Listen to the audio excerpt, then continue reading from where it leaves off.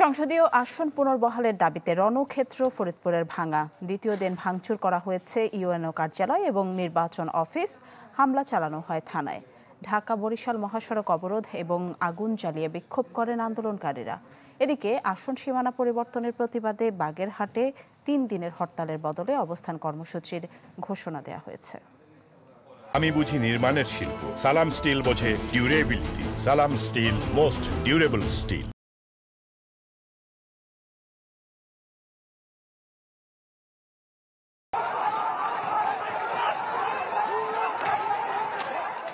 সংসদীয় আসন পুনর্বহালের দাবিতে সহিংস হয়ে উঠেছেন ফরিদপুরের বিক্ষোভকারীরা।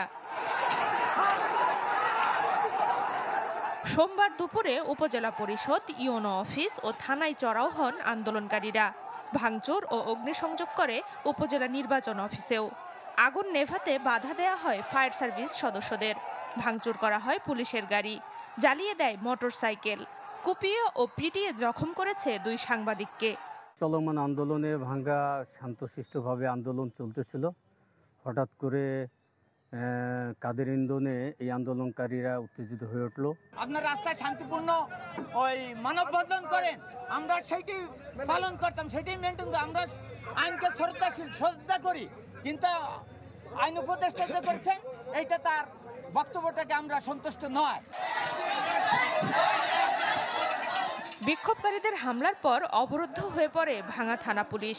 তবে নিরাপদ আশ্রয়ে সরে গেছেন উপজেলা নির্বাহী কর্মকর্তা সহ অন্যান্য কর্মকর্তা কর্মচারীরা।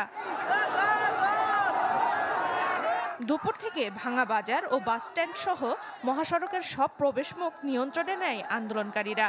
মহড়া দেন লাঠিসোঁটা ও দেশীয় অস্ত্র নিয়ে।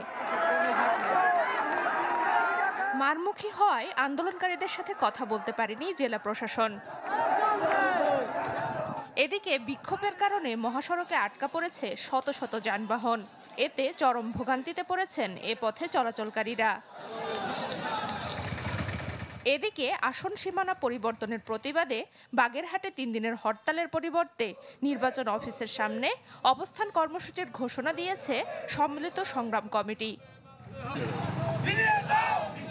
সানজিদা শান্তা, চ্যানেল 24।